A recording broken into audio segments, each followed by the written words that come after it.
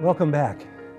Earlier today we had a chance to talk about some of the things that you're doing individually in your families to help prevent your children from growing up to smoke. Now we want to talk as a group about some of the things you can do and see if we can't get a little interaction going and maybe brainstorm together some of those things. To begin with, let me ask you, does anybody know how many teenagers try their first cigarette every day? I don't. 3,000 teenagers a day. So the stakes we're really talking about are huge when we talk about doing all we can as parents to prevent our children and teens from ever even trying a tobacco product.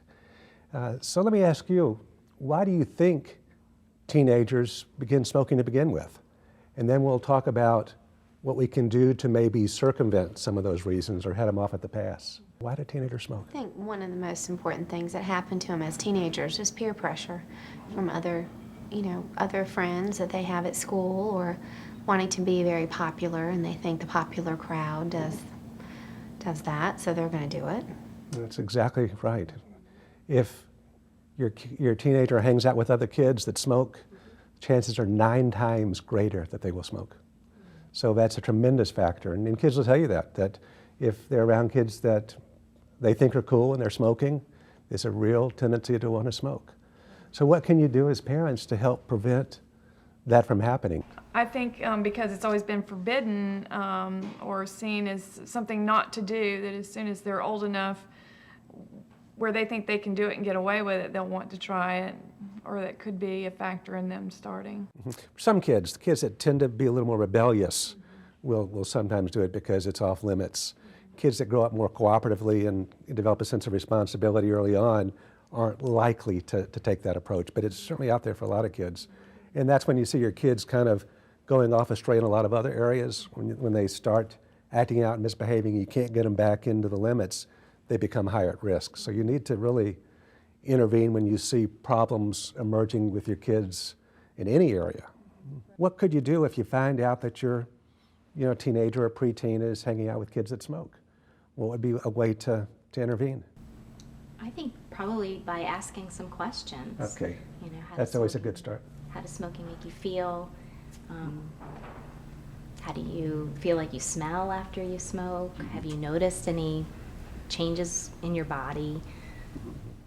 Okay, so now that's if your teenager is already smoking, then you might ask those kind of questions. What if you see them hanging out with some kids that are smoking and you don't think your teen is smoking yet? What would you do? I would have to reiterate with the health issues.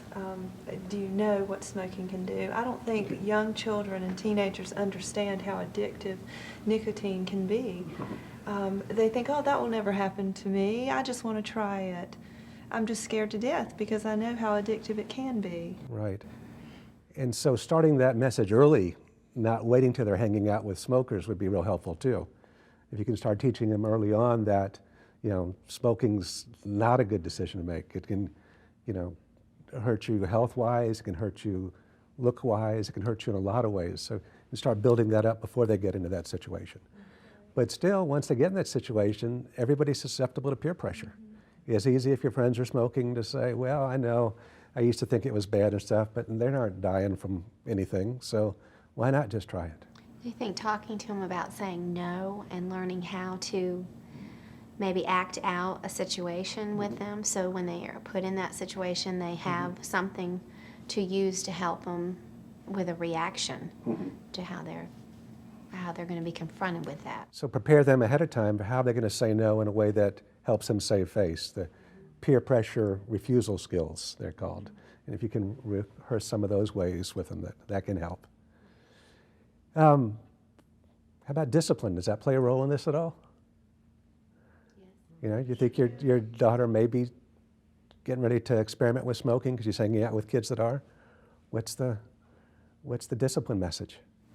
Right. Well, they have to know what your expectations are of them. And if you've already sat down with them and laid down the rules, it's not okay to smoke in this family, then at least they'll know how you stand on the subject. And I think that's very helpful. Yeah. It's very helpful to the tune of 50% of the results.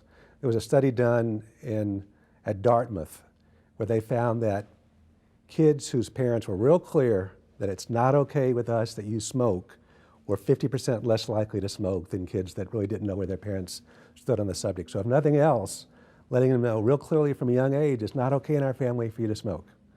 And then to remind them later on that there'll be some consequences if they smoke. You know, in addition to the health consequences and the other things that we've talked about that occur naturally from smoking, we're also going to keep you home more often. We're going to have to check up on you more regularly. I can't let you go to parties and things for a while because I don't know if you're sneaking cigarettes there. There'll be a lot of things I have to do to keep a good eye on you because I care for you and love you enough that I'll go to that effort. I'm not going to just sit here and let you become one of those kids that grow up and die of a smoking-related illness. So and you need to come from love. You need to come from that part that cares about your kids, but they need to know that you're serious about this. And if you need to use discipline to help, you will. How can you maybe head off kids getting in with a peer group that smokes? Is there anything you can do to kind of subtly help your kids hook up with kids that share your values about health and safety and not using tobacco and other dangerous substances? I think by getting your kids engaged in activities in which you really have to take care of your body in order to be able to participate in the activity, whether it be sports or hiking or whatever the activity might be, that I think kind of would just lend itself to, in general, taking better care of themselves. I feel like knowing who your children are with on a regular basis is important too. When you lose track of listening to them at night and knowing where they stand and how they feel about their friends, I think then that lends themselves to pick other friends that maybe are not as worthy of who they need to be with. I think just knowing the friends. Getting to know their friends and their friends' parents and see what values you have in common or not. You know, if you find that your child is going over to someone's house whose parents smoke regularly at home, you may want to say, you know, I can't tell you who to be friends with, but, you know, secondhand smoke's pretty dangerous stuff, and, you know, as long as they're smoking, I'm going to ask you to, you know, to hang out with your friend over here or someplace else. We're dealing with that right now. My daughter's best friend in school belongs to a family who they all smoke in the house. And when she goes over there for play dates, you walk into the house and it's just a wall of smoke. And she comes home smelling like cigarettes. And I can't even stand to go in the house. It just smells so bad. And my son won't go in because of the smell. And my daughter doesn't seem to notice it. But now we're really trying to decide how we're going to deal with it. I don't really want her going over there anymore since there's so much secondhand smoke. And I'm wondering how to talk to her about this because it is her best friend and she wants to go over there for play dates, but I just really don't want her in that situation with all that smoke in the house. Yeah. Well, you've come to the right place because these people are going to give you some advice on that subject. What do you think she should tell her daughter? Well, I think you should tell her she can, you know, still be friends with her, but play dates will have to happen at your house, so that she's safe from the secondhand smoke. Okay. How about the rest of you? You can always meet somewhere. Schedule your date at another location Right. It's a good idea. where it's an in-between place so that the other girls won't be offended, Right. but still be able to communicate and be Like with their maybe friend. a playground or something. That's a Right. great idea. They would love that. Any other things that you've experienced as working, maybe back in your own lives as teenagers? You know, how many of y'all smoked as teenagers? I did. Okay, just one? No, I did too. You did too? That's okay. And those of you that, well, let's take you two first. Okay, you smoked, you tried it. Did you find you smoked regularly for a while?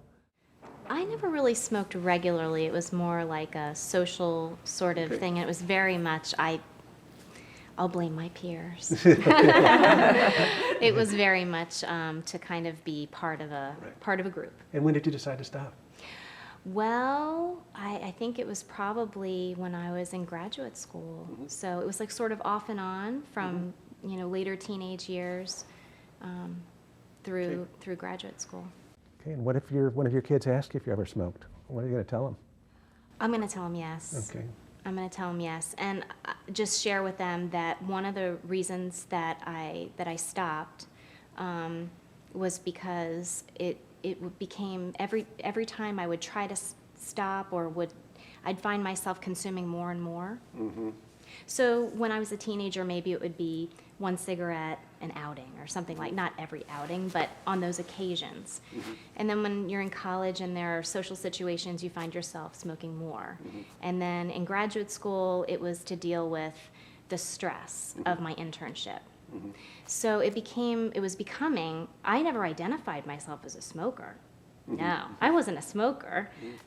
But what I was finding was that it was just becoming more and more, and it was becoming harder and harder not to go buy another pack.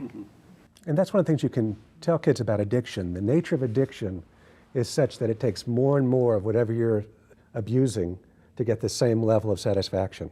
So you will use more and more tobacco or alcohol or drugs or anything you're addicted to, gambling, whatever.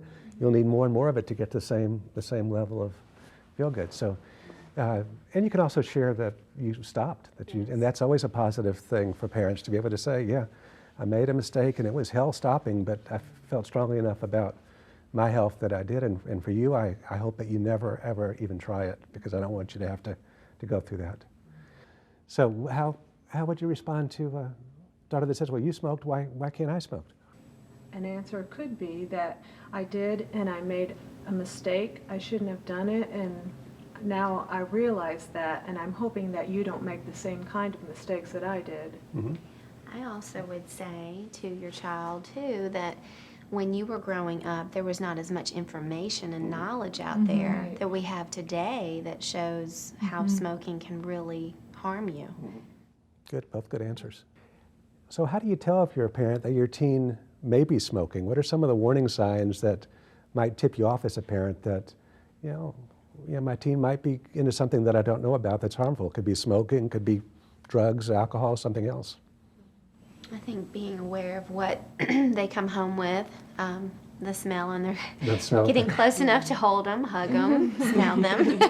One thing about tobacco, it does leave an odor. That's right. So if you're not hugging your kids for any other good reason, hug them every day to check for tobacco. So. And checking in just being aware and checking in the room, knowing who they're hanging out with.